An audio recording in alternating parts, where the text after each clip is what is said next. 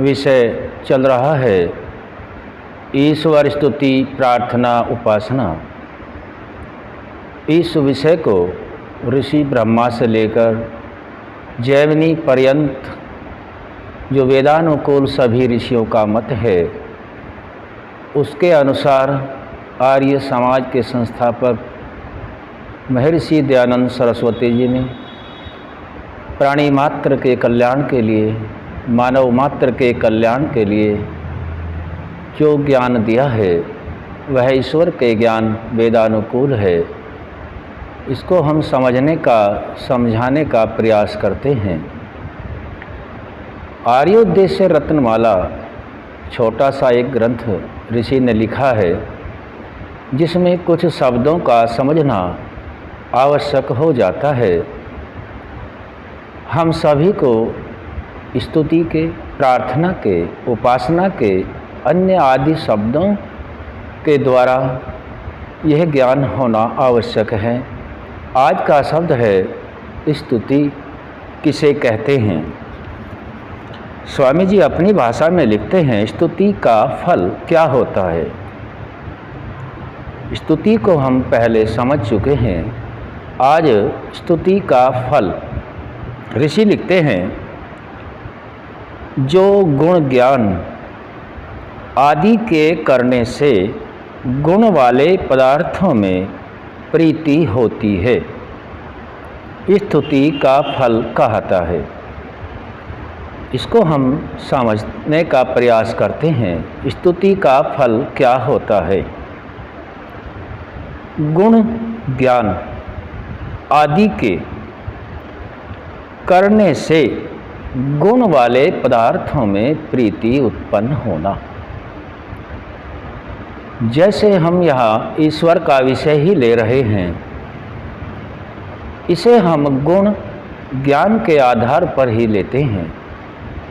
यदि हम परमपिता परमात्मा, जिसका निज नाम ओम है, अर्थात ईश्वर जो सभी ऐश्वर्यों से युक्त है, उसके प्रति हमारी प्रीति नहीं है तो उसका फल प्राप्त न होगा।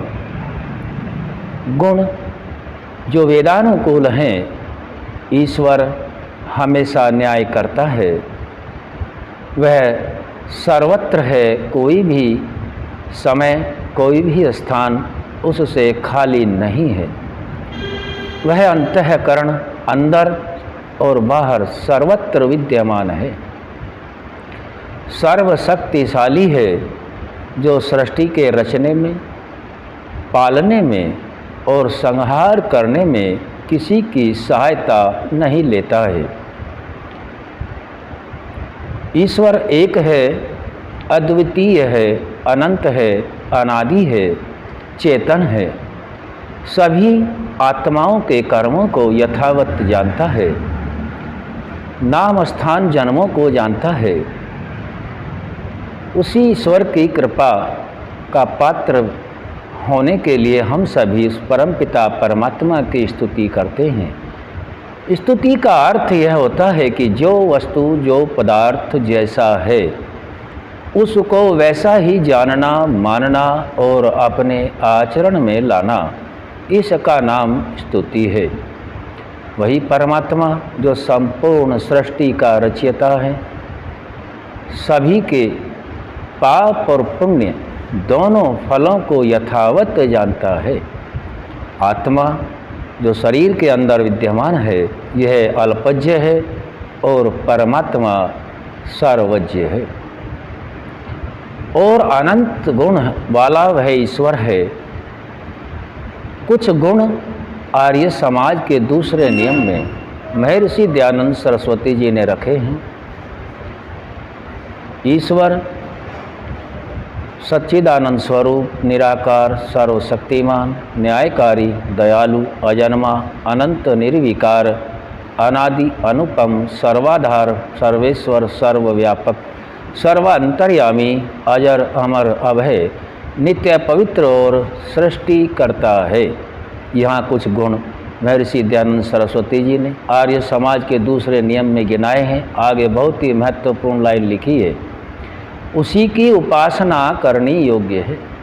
जो अनंत गुण वाला है, ताकि स्तुति में स्वामी जी स्पष्ट लिखते हैं कि गुण ज्ञान आदि के करने से गुण वाले पदार्थों में प्रीति, ईश्वर के प्रति हमारी प्रीति होवे, इसका नाम स्तुति है।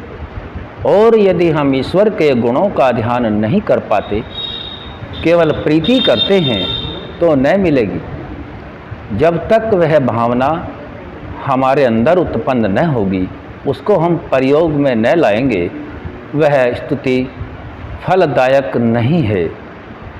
विषय ईश्वर स्तुति प्रार्थना उपासना का, इसमें आज हमने स्तुति के फल को जाना है, जिसमें जितने गुण हैं उन गुणों के प्रति प्रीति होना, यह स्तुति है। और हम सभी स्तुति के फल को प्राप्त कर सकते हैं।